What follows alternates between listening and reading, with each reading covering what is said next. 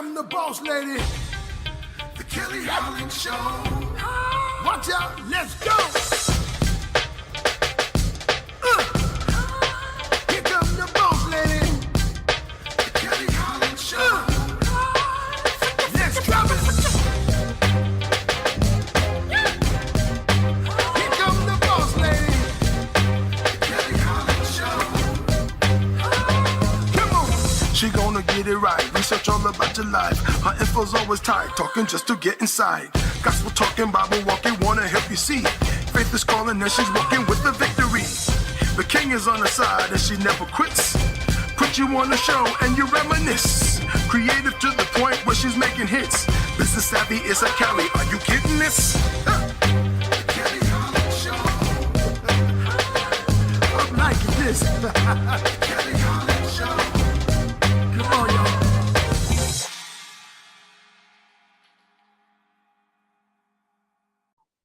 Thank you so much for joining us today and welcome to the Kelly Holland Show. I'm so excited to have this newly opportunity given unto me, and I'm so even more excited to share all the lovely guests that come onto this platform. Today we have Mr. Jason Davis with us. Hello, sir. How are you doing, Kelly? I am well, and yourself? I am doing excellent. It's a wonderful day. Excited to be here. Glad to have you. I know you as the king of the Clubhouse app, but others should also know that you run the Jericho Force Enterprises. Give us some background on Jericho Force Enterprises and a little bit about yourself. Yeah, sure. So I started my business, Jericho Force Enterprises, back in 2017, and I started off doing one-on-one financial coaching with families and small business owners. And so I focus on, from a financial education perspective, a lot of people, they need those foundational pieces. A lot of people want to jump to the building wealth, but they don't have the foundation, and that's budgeting, saving, debt, and credit. You get those four, then it's a lot easier to get to, the fun stuff, Kelly, like real estate and the stock market. So I started off doing that. And then as I began to look at my data, I realized a lot of the people I was serving, they were small business owners. So I started to lean more deeply into that, and they would bring up other issues like leadership and management, things like that. So I morphed over time into just a growth-based platform. So now I just flat out, I help business owners grow so that they can reach their full potential. So that's a little bit about what I do on the Jericho Force side. I speak, I coach, I train, I do a leadership experience, and I assess behavior using the DISC personality assessment. And then just a little bit about me, married to my lovely wife of 5 years as of this past March. So excited to be, I always tell her we're in 5 dot now, 5 and counting. I know the folks that if you're watching this, you're going to say, those kids are just young. Well, hey, we're celebrating every step of the way. We met in college at Georgia Tech.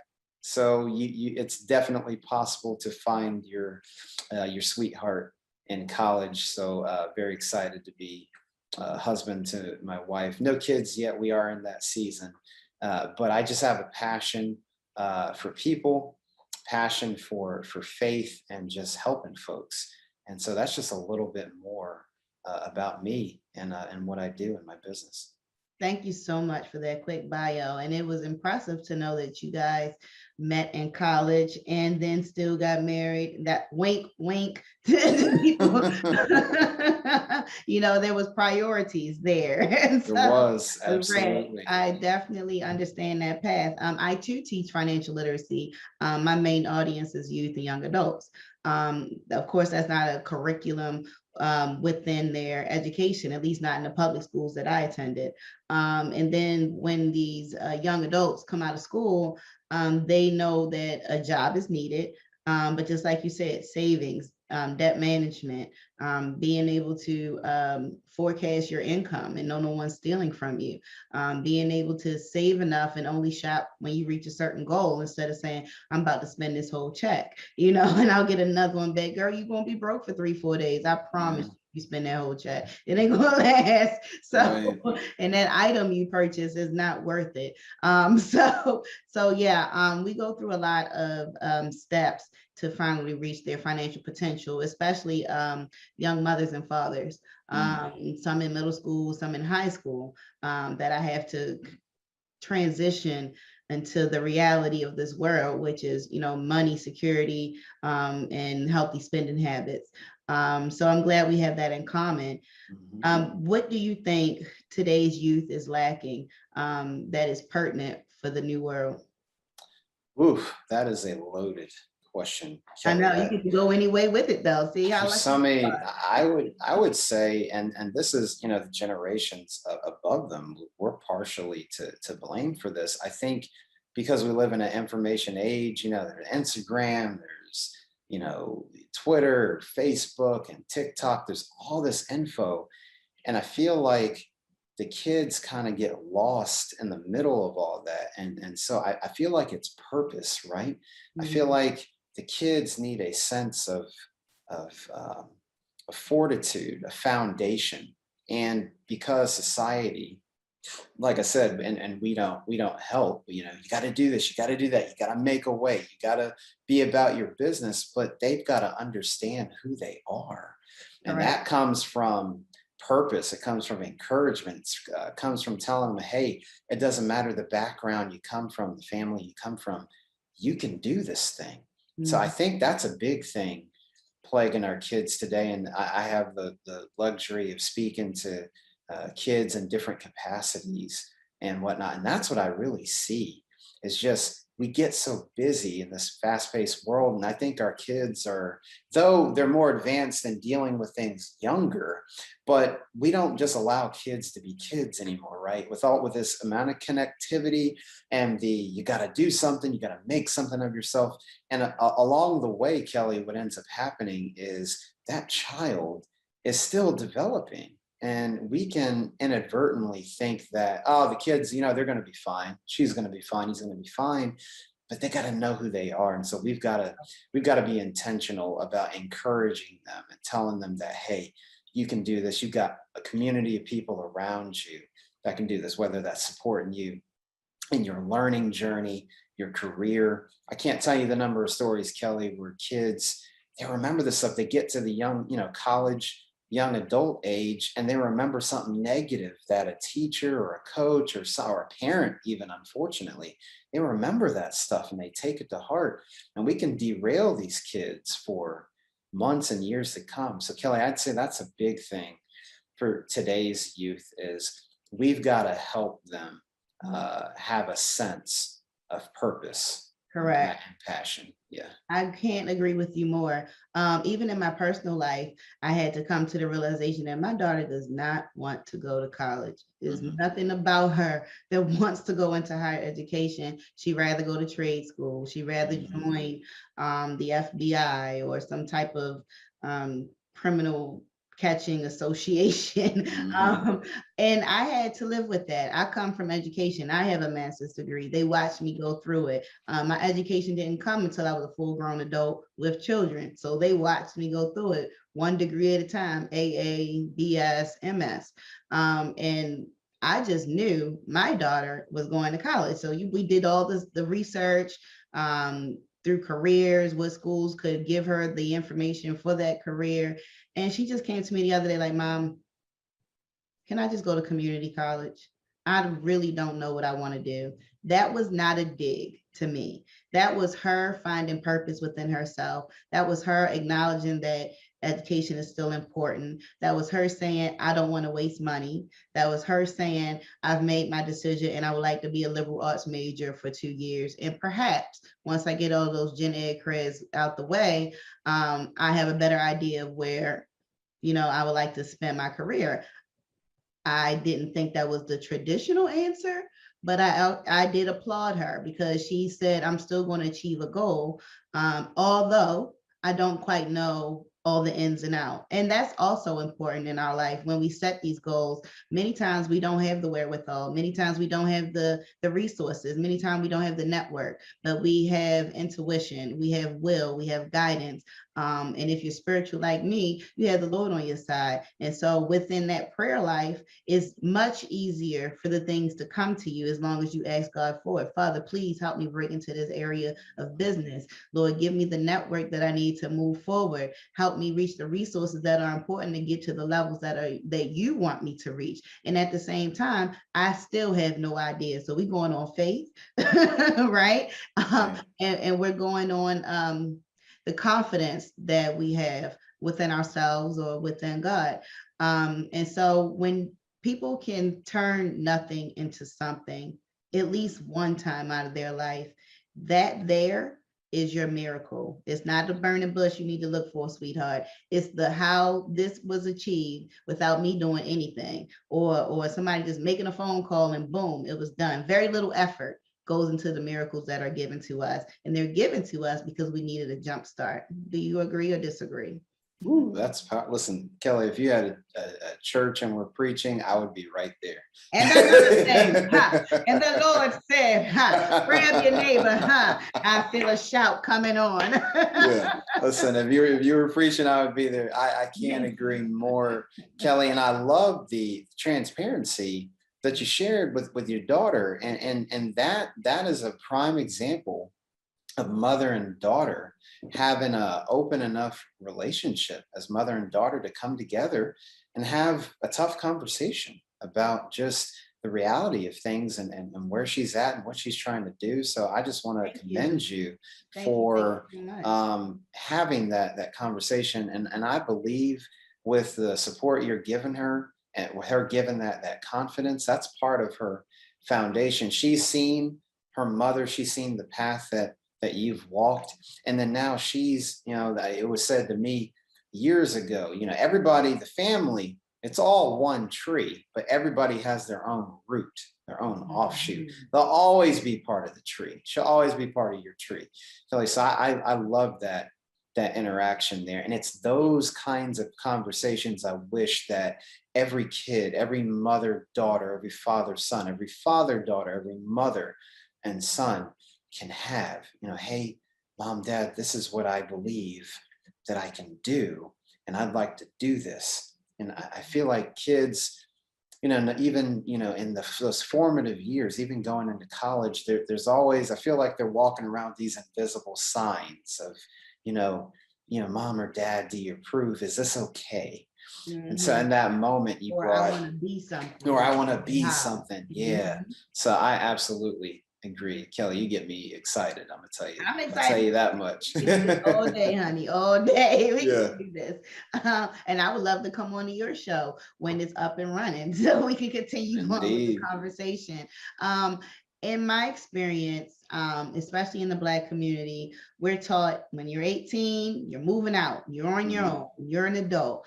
I used to subscribe to that methodology, and now I don't.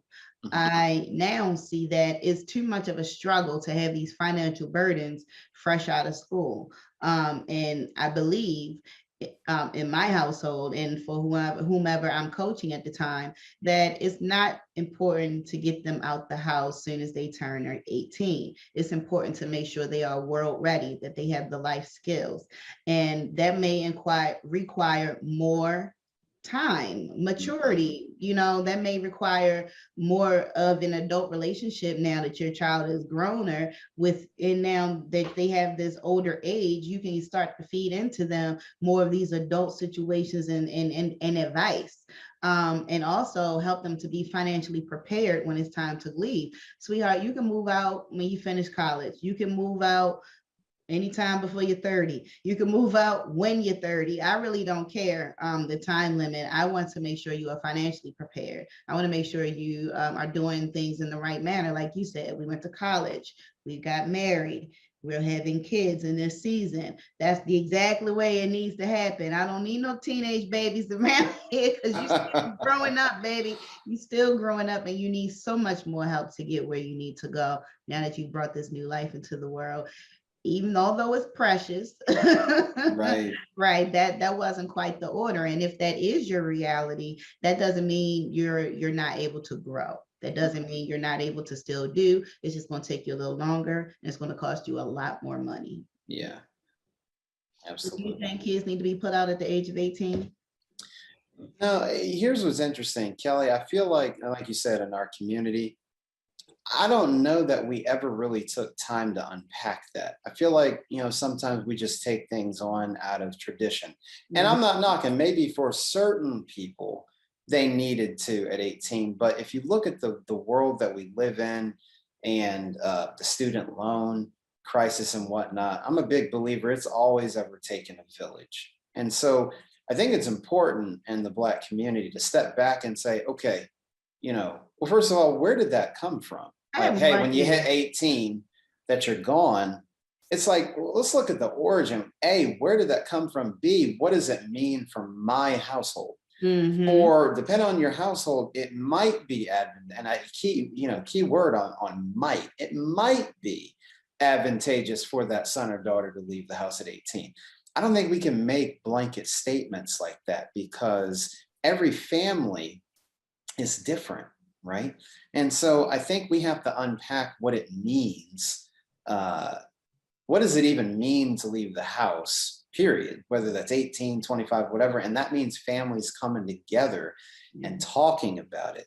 The Bible talks about training a child up in the way he should go. And when they grow old, they won't turn from it. So it's that spiritual foundation, it's a life skill foundation, it's a financial foundation, it's a values, principles foundation that they're getting in the house. And so, depending on the circumstance, like, well, this child might want to go to community college, or they want to go to trade school, or they want to go get their bachelor's, or they have a plan like shortly after their bachelor's, they want to go get their master's.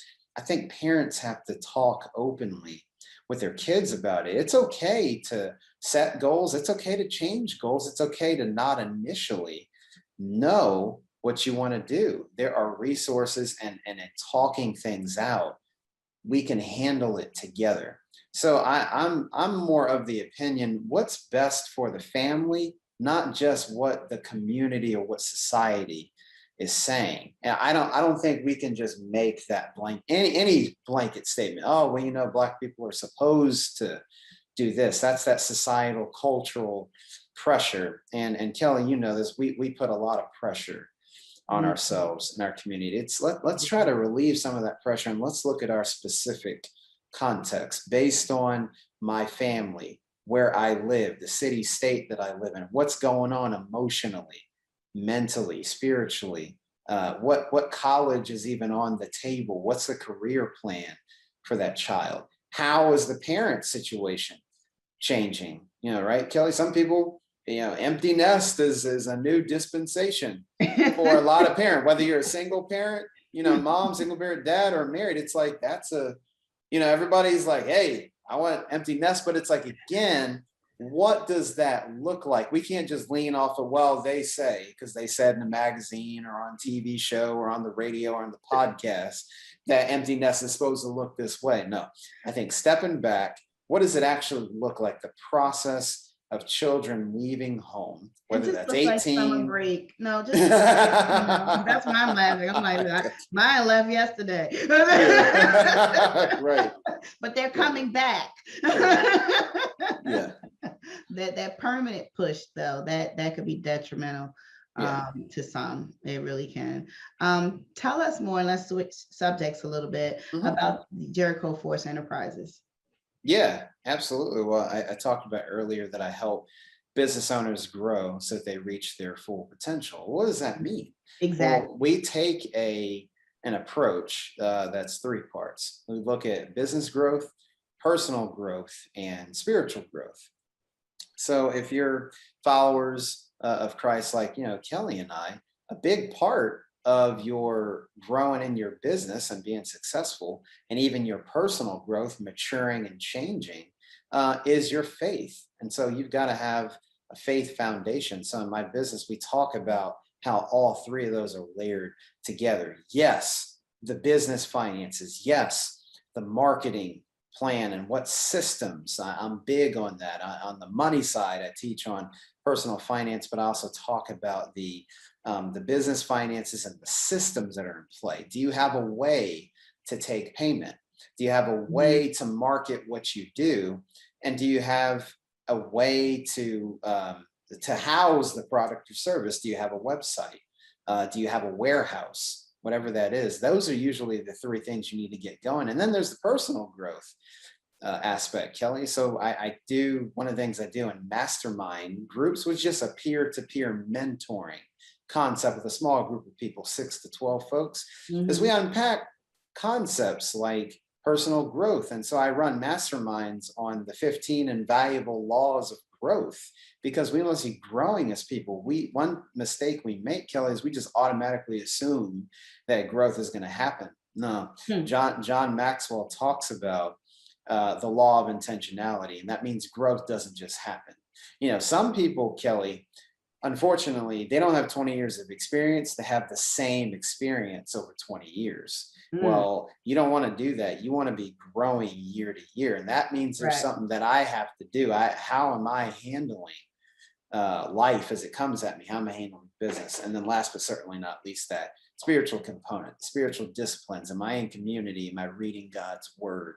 Am I inviting the Lord into my place of work so that both my work and my soul can thrive? So those are the three areas we focus on: business growth, personal growth, spiritual growth. And then we do that again with speaking, the coaching in groups. That's where the masterminds come in, trainings, various trainings that we do.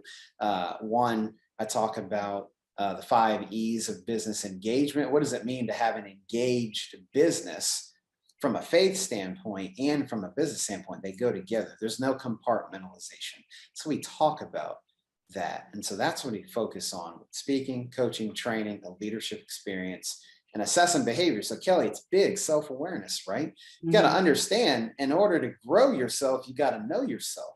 Correct. And so all of my clients, I have them take their DISC assessment so they can understand, hey, am I more introverted or am I more extroverted? Am I more task oriented or am I more relational oriented? And we talk about a personal development growth plan. Like, Jason, that's great. I'm a D and that's red. What does that mean? Okay, so here's some things. D meaning dominance. So here as a result of your assessment, here's what we can do. Here's how it'll help you grow personally, and here's how it impacts your business and the people around you. So that's what we touch on, Kelly. And even my book that I just launched back in March, Fortify Being Rooted in God's Plan for Work and Business. That's another resource that I help my business owners go through. Is like, hey, we got to integrate our faith into the work that we do. And here's some practical ways to do so with our values, with our leadership, with our finances, with our growth, with teamwork. I unpack 10 areas of work. So that's a little bit more about Jericho Force Enterprises. You're getting me going today, Kelly. You know, I love it. I love it. I love it. And I like the business model that you set up. Quick question. What is your majority demographic? Absolutely. So Christian business owners that want to live out their faith and the work that they do. And Kelly, just being transparent, that was new for me. Before I wrote the book, I was being obedient. Look, pandemic, we were sheltered in place. A lot of people were doing things, now all of us, we were eating some good food. We were hitting Uber Eats and DoorDash and all that. Well, while I was doing that too, God called me to write a book. And so I went to a conference about 60 days before everybody was really sheltered in place. And I was at a men's conference, and God really spoke to me and said, Jason, this is what I want you to write concerning the business community and how to inject your faith into it. So it was a little bit of a pivot, because in 2017, I was just doing the one-on-one financial coaching, focusing on that budgeting, saving, debt, and credit. But when God tells you to move, look, he says move. So with the writing of the book and then the other programs that I've added, he's really calling me to, hey, if you're a Christian business owner, a kingdom business owner, a faith-driven entrepreneur, that's who I'm serving. That's beautiful. Yeah. I like you, Jason. I like you too, Kelly. That's beautiful. I love to be around like-minded people. I love to hear their servant leadership. I love to hear the way you give back, and the good Lord has provided you an income from it for you and your family. And that's something out of nothing that I speak of all the time. Or it reminds me of Tupac, the Rose from Concrete, like how did that grow, right? So, Right. right. And so, and just God's faith overall, right? So with our affirmations, with our intentions, things definitely do work out.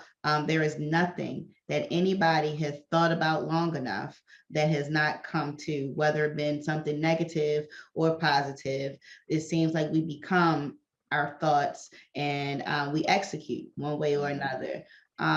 Would you be able to share with our audience, and I'm sure you are, how they could reach you, how they could get onto your platforms, any and all, and where your book is being sold as well? Absolutely. So my website, www.jerichoforce.com, like the walls of Jericho. So jerichoforce.com is my business website. You can email me at info@jerichoforce.com. I'm on Instagram at jason.n as in Nancy. So at jason.n.davis. I'm on Instagram. I'm always sharing, content, what God gives me, how to inject your faith into your business. So those are the primary ways you can reach out to me. And then Fortify, my book, Fortify, Being Rooted in God's Plan for Work and Business. You can grab that on Amazon. It's available in paperback and ebook form. And Kelly, because I like you so much, here's just a sneak peek into what I'm planning in the future. I'm working on the audio book. So in the near future, even the audio book version of Fortify will be available. So folks, stay tuned. But until then, paperback and ebook, Fortify, Being Rooted in God's Plan for Work and Business. You can grab that on Amazon right now.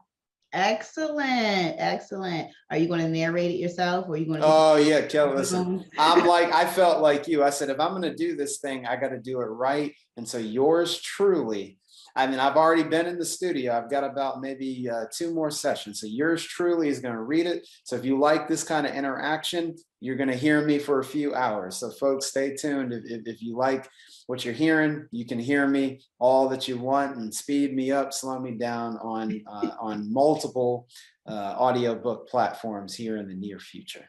That is wonderful, Jason. And thank you again for joining us today on the Kelly Holland Show. It has been such a pleasure to have you.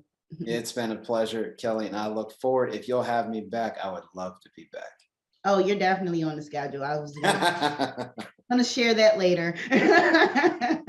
And thank you, audience, for tuning in today. You've just met my guest, Jason Davis. He is the owner of Jericho Force Enterprises. You can also find him on Clubhouse. This has been the Kelly Holland Show. And never forget to tap back into your unspeakable joy. Have a great day, everybody. Free.